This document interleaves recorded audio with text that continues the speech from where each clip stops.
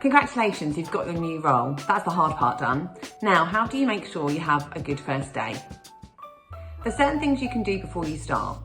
If you haven't already been to the company's office, make sure you know where you're going, you'll leave early and allow plenty of time. You probably will have had information before, but make sure you know where to park, if it's free or not, if you need a permit, anything like that just will make the first day a bit less stressful.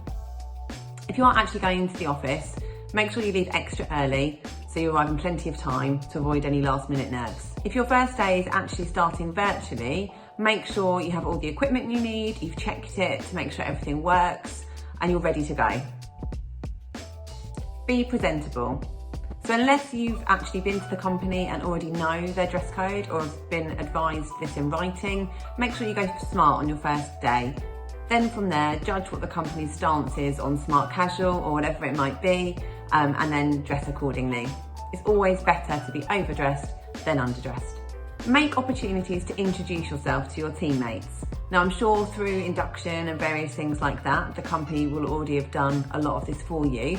However, make the opportunity to connect on a personal level, whether that's taking a virtual lunch break, if you're starting remotely, or trying to go out to lunch with your peers, just so you can find out more about them and they'll be keen to know a bit about your background and what you did before you joined the company.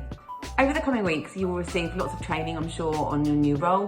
One suggestion I would have is to make sure in the early days, you find out from your line manager what's expected of you.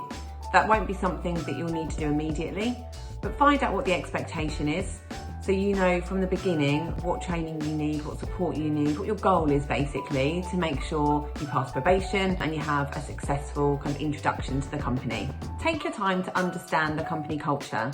Every company is different, the team dynamics are different. Take your time to kind of understand what working at your new employer looks like. If in doubt, ask your colleagues, I'm sure they'll be happy to help.